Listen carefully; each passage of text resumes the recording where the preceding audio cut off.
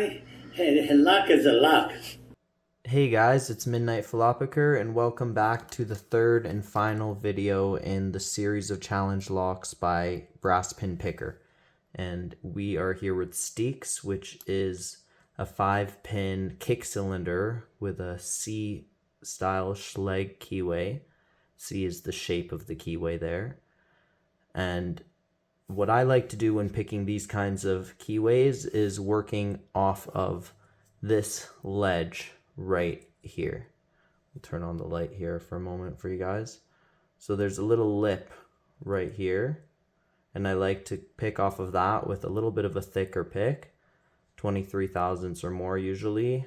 19 thousandths will work, but then sometimes it can slip down off the edge into the side or into the bottom, and then it becomes a little bit annoying. And once it gets in the bottom, unless it's a really thin pick, it can get trapped on this little lip right there. Once you're picking up, even if it's just halfway on there, it can block a lot of the feedback. So even with a thin pick, and then it's just not as comfortable. So I prefer going off of that ledge right there. But let's get right to picking here. As you guys can see, I have my Jimmy Long picks with me again, and this custom Jimmy Long tensioner, and we will put it in the vise and get to picking. One thing I do have to admit and confess to you guys is that in my last video I did sing opera to you guys. I meant it as a joke, but honestly I don't know how many people even realized, because nobody even really said anything to me about it. So I think it kind of went over a lot of people's heads. But yes, in the gutting section, that was me playing guitar and singing opera. But hopefully you guys enjoyed that, whoever did catch it. But I'm gonna actually tension from this side here, and we'll get to picking. When I'm putting it into the vise, in these kinds of vices, I like to clamp it at the bottom so that way the kick cylinder can hold nice and firmly in place. So here, I'll zoom in nice and close and get this tensioner in nice and snug into the top of the keyway there, and we'll get to picking.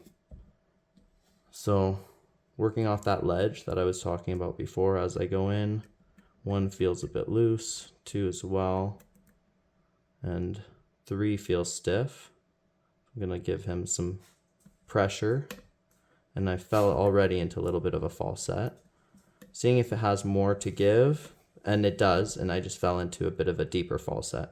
Just being careful not to force it up, just testing it, and it just popped deeper. And I'm doing the same thing now, but it feels like it doesn't want to go more, so I'm just going to continue down. 4 is feeling also a bit stiff, so feel it's giving a bit of counter rotation. So see if I can encourage it up.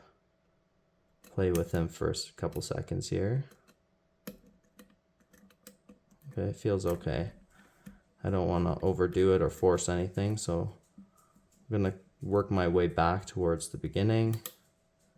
I think I might have forced it up a bit when I was playing with it before, but I heard some stuff drop. But 3 is giving more counter rotation again, so I'm going to try to push him up again. You know what? I'm spending too much time in one spot. I need to go back to the beginning, feel out where I'm at with these pins. Okay, 1 is feeling still springy, same with 2. Move past 3 because I wanted to see the other pins for now. 4 is still feeling like it did before. 5 is pretty, also not giving the most feedback right now, like 1 and 2. So I'm going to switch picks to this deeper pick, and maybe it'll help me reach up a bit higher into those slots and feel some things a bit better.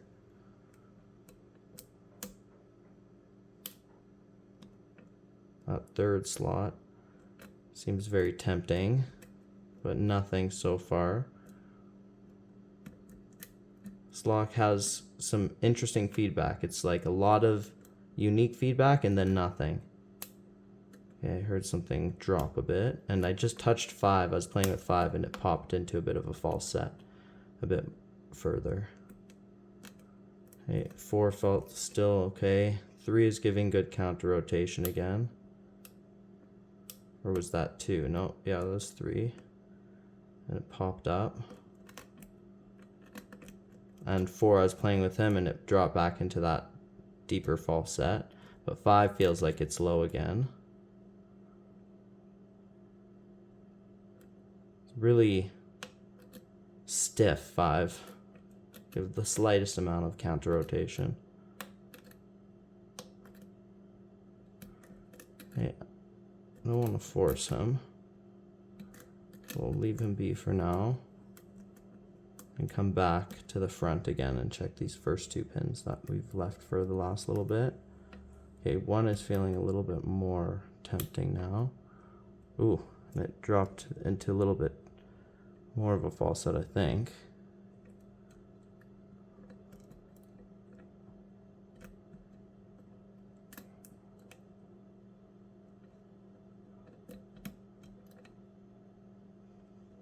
Two.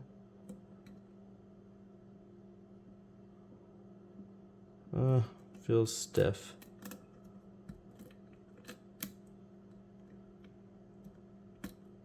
Oh, either 3 or 4 here is very stiff. So stiff that my pick kind of got stuck there for a second. Go with the shorter pick so I can get under it a bit more easily. I think that's 4 back there. I know it wants to go up, but it's definitely resisting. Oh, there we go. It was just a little bit hung up there, but needed a little bit extra encouragement. All right, let's zoom out and get to gutting. 1, 2, 3, go. Walking down the street, I'm feeling so cool. Got my shades on, not following rules. See the lights shining like the stars so bright. And they go crazy, jungle every day, night, day,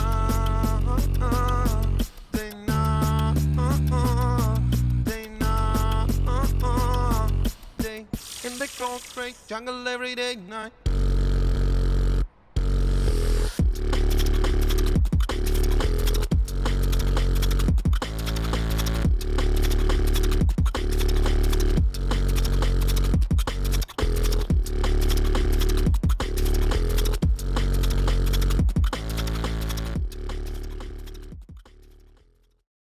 So let's take a nice close look at our key pins here and our driver pins.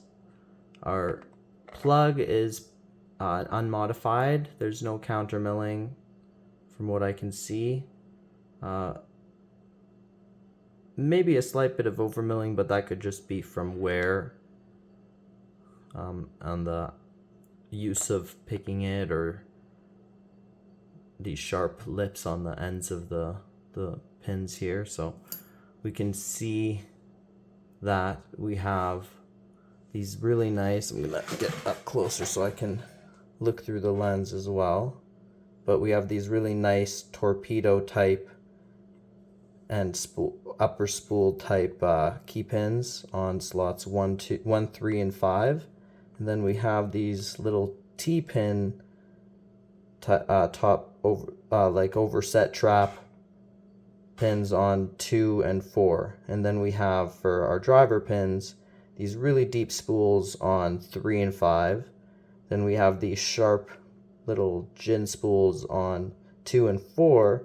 Then we have this little double lip spool with a sharp end to it as well on number 1. So that's why we could see I was getting hung up there at the very end on this guy here, because that lip was so sharp.